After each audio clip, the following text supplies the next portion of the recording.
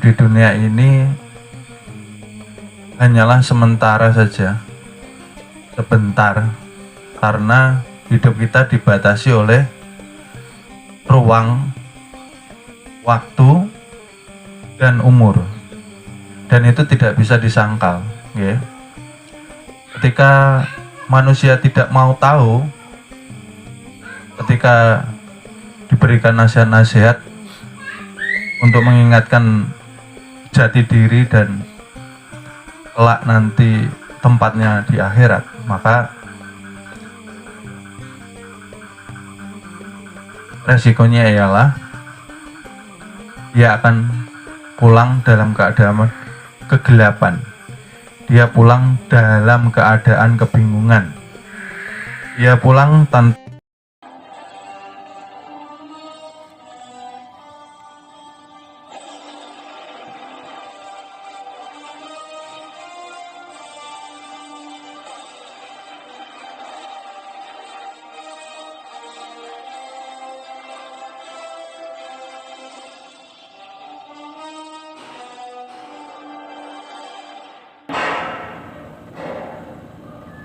Nah, kalau jasad kita ini dititipi 7 sifat, harusnya kan kita bersyukur setiap hari, ya. Setiap hari kok yang ada mengeluh terus, ya. Bersyukur dahulu. Adanya masalah itu pasti ada sebabnya. Lah, semua sebab itu asalnya daripada kita. Harusnya kita perbanyak istighfar. Itu yang benar, ya. Jangan menyalahkan orang lain, jangan cari kambing hitam. Istighfar, semua kesalahan daripada kita. Kita minta ampun sama Allah Subhanahu wa ta'ala. Ya, seperti itu. Jangan merasa ada wujud diri, karena seperti kami terangkan bahwa asalnya kita kan dari mana? Dari mana asal kita? Dari air rasa ayah dan air rasa ibu, yang dikatakan air mani, ya kah? Nah, air mani ini najis kah suci? Saya tanya. Yang belajar fikih itu, nah, yang di pesantren, mani itu najis kah suci? Mani itu suci, ya. Walaupun kena sarung, ya sarungnya masih bisa dibawa untuk sholat. Kalau mani itu najis, ya sampai sama saya juga ini, nah. Cuman diwajibkan setelah melakukan hubungan suami istri harus mandi bersih, karena Rasulullah pun pernah setelah melakukan seperti itu, di sarung beliau secara tidak sengaja terkena air rasa itu tadi, dan ketika kering hanya beliau bersihkan aja. Nah, dari situ air tadi dari mana? Air tadi dari makanan dan minuman Bapak Ibu. Ayo kami bawa kembali ingatannya, asal mula kejadian diri. Kalau Bapak dan Ibu tidak mengkonsumsi seluruh makanan yang asalnya dari bumi, bisa ndak ada air rasa ini tadi? Ndak bisa, ya. Sedang bumi ini Allah ciptakan jua daripada nurmo, artinya yang dikonsumsi tadi apa? Nurmo, makanan dan minuman itu nurmo hama. Nah, ya. Tapi yang jadi masalah seperti ini biasanya. Kok ada anak nakal, anak bandel, ya, anak yang balilo sama orang tua durhaka. Yang jadi masalah seperti ini. Air hujan itu diturunkan Tuhan ke bumi untuk menghidupi tanaman-tanaman dan seluruh makhluk hidup di dunia. Nah, tapi ketika hidup terkena energi negatif manusia masuk rekod energi negatif ini ke tanaman, buah-buahan, padi-padi, lalu dimakan bapak dan ibu. Dimakan bapak dan ibu, masuklah energi tadi negatif menambah energi nafsu di dalam diri manusia. Akhirnya nafsu pun semakin tidak terkendali karena tidak punya etikat. Kalau makan, kalau di perguruan kan ada etikatnya, tidak hanya sekedar makan dan memasukkan rahmat nikmat Allah subhanahu wa ta'ala. Nah ini yang berbahaya. Terkadang manusia itu kebanyakan melakukan banyak dosa, ya akhirnya anak cucu yang kena semua. Terkadang kita tidak terpikirkan. Oleh sebab itu kan hati-hati kita hidup di dunia. Pikiranmu, hatimu, prasangkamu menentukan anak cucumu, masa depanmu. Oleh sebab itu sering dikatakan, kalau belajar ilmu agama yang benar-benar, bersihkan hatimu, tanganmu, pikiranmu. Karena yang kau keluarkan itu kalau negatif, kamu pun juga akan hancur gitulah. Manusia itu ketika dia sering mengeluarkan energi negatif, sering mengeluh, sering prasangka buruk, sering tidak senang sama orang, itu kan mengeluarkan energi negatif ya. Lalu setiap hari kita hirup sendiri energi negatif itu. Akhirnya manusia keracunan. Keracunannya apa? Akhirnya macam-macam, terjangkit penyakit darah tinggi, jantung, ya macam-macam. Sebetulnya kan akar dari penyakit itu hakikatnya kan dari energi itu tadi.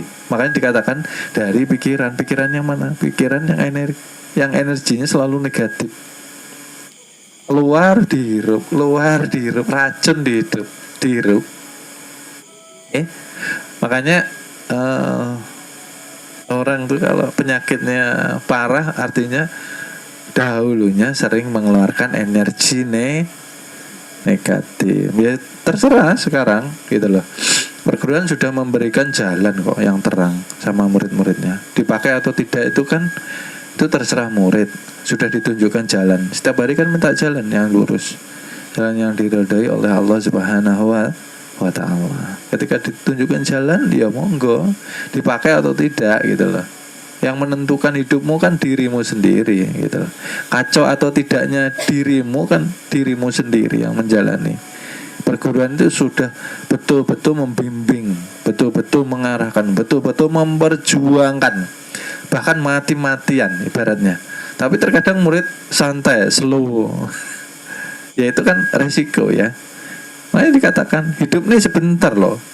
Nanti kalau tersadar itu di alam kubur. Seperti orang ngigo. Ternyata hidupnya di sana. Karena di sini sebentar. Nanti yang kekal tuh di akhir. Nah, di sini kamu tuh gimana? Gitu loh. Hidup dalam mimpimu tuh yang engkau perbuat apa saja gitu loh. Kalau engkau tidak memperdulikan dirimu sendiri, keselamatanmu aja tidak peduli, kayak apa engkau mau di sana nanti selamat gitu loh. Maka dikatakan tadi, ketika manusia masih terpenjara dengan sifat-sifat yang tidak baik di dalam dirinya, maka nanti di alam kubur pun dia akan dipenjara, akan dirusak, akan dihimpit oleh bumi. Karena apa? Ya karena pikirannya sendiri. Katanya si bumi gini, bumi ada di dalam diri setiap manusia ya. Unsurnya apa? Alwama. Wah, aku alwama diajak yang tidak benar terus sama kamu tuh selama hidup. Selalu diajak mengejar dunia terus. Ya, dunia terus. Waktunya sholat nanti, waktunya sholat entar, waktunya sholat besok, kapan-kapan. Sholat itu gampang, yang penting cari uang, umpamanya kayak gitu. Uang ini jadi Tuhan akhirnya. Boleh engkau menjemput rezeki itu boleh, tapi ibadah jangan engkau tinggalkan, kan seperti itu toh. Kalau engkau berdiri tegak beribadah tapi itikadmu salah kan ya lucu. Hanya engkau ibadah hanya menggugurkan sebatas kewajiban ya lucu. Tujuannya ibadah itu apa? Mengesahkan toh. Kamu kalau tidak esa sama Tuhanmu, hidupmu nggak bahagia gitu. Sebatas ritual aja. Jadi ini sholat itu sebatas ritual, asal sholat aja. Terkadang kalau ndak sholat malu sama istrinya, malu sama suaminya, malu sama keluarganya kalau ndak sholat. Tapi ndak dinikmati sendiri. Sholatnya kan mi'rajnya dia, ya. Dalam sholat kan kita melihat kebesaran Tuhan, merasakan keesaan bersama Tuhan. Saya katakan tadi, manusia itu zahir, batin, wujudullah. Nyatakan, jangan engkau akui. Maksudnya seperti itu loh. Kalau diakui ya nggak selamat nanti di alamku. Nyatakan aja gitu loh. Oh, nyatanya badan rohani dikatakan Allah, badan jasman dikatakan Muhammad. Allah nama kebesaran, Muhammad nama keesahan, ya. Dijadikan satu di dalam insan kamil, itu loh. Kita ndak ada. Lah terus kok kita mau merasa ada diri itu seperti apa ceritanya, ya toh? Diuji Tuhan, dicoba Tuhan, kok mengeluh gitu loh. Kok bilangnya berat, berarti kan kita merasa ada diri. Karena ketika kita merasa berat, berarti kita merasa kita yang menanggung. Padahal hidup yang menanggung kan Muhammadur Rasulullah. Daya hidup hayat, ya, termaktub dalam Nur Muhammad yang menanggung, bukan kita. Kita tinggal menjalani loh. Gitu loh. Ya, sekarang kita tuh belajar. Ayo belajar, kita diam, tafakur, hening, banyak bersyukur dulu. Bersyukur dulu. Inilah kenapa banyak doa-doa manusia ini tidak dijabah Tuhan, karena sebelum berdoa itu ngeluh duluan, gitu loh. Mintanya macam-macam. Kalau Tuhan boleh ngomong gini, wong kamu tak kasih semuanya sudah, tinggal kamu ngelola, masa kamu ndak bisa, kan seperti itu. Berarti ada yang something, ada sesuatu yang salah di diri dari awalnya, kan seperti itu. Terkadang ya itu tadi, manusia tidak bisa membedakan keinginan dan kebutuhan, gitu. Kebutuhannya makan ya cukup, ya seadanya, ya.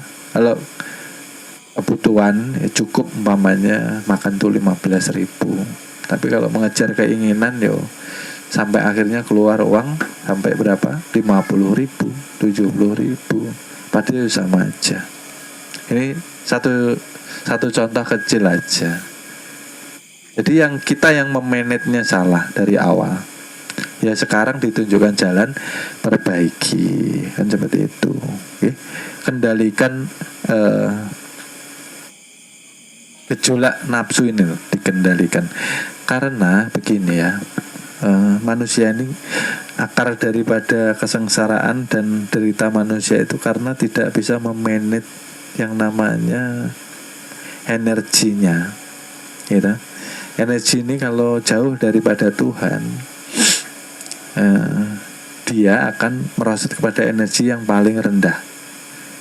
Energi itu kalau low, ya, energi kalau low dia mudah bingung, mudah lelah, mudah emosi, mudah menyalahkan, mudah mencari kambing hitam, ya.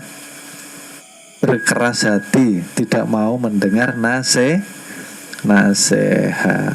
tidak mau kembali kepada Allah Subhanahu wa Ta'ala, mencari jalan sendiri, seakan-akan dia mampu menyelesaikan masalahnya sendiri. Karena energi low itu karena dia kelelahan, kehabisan energi terpakai oleh pikiran yang terlalu kencang. Mohon maaf, akan kami lanjut ke episode berikutnya. Terima kasih. Mudah-mudahan kita mendapatkan keberkahan dengan wasilah junjungan Nabi besar Nabi Muhammad Sallallahu Alaihi Wasallam. Mudah-mudahan kita dikumpulkan di surga bersama junjungan Nabi besar kita Nabi Muhammad Sallallahu Alaihi Wasallam. Amin amin ya robbal alamin.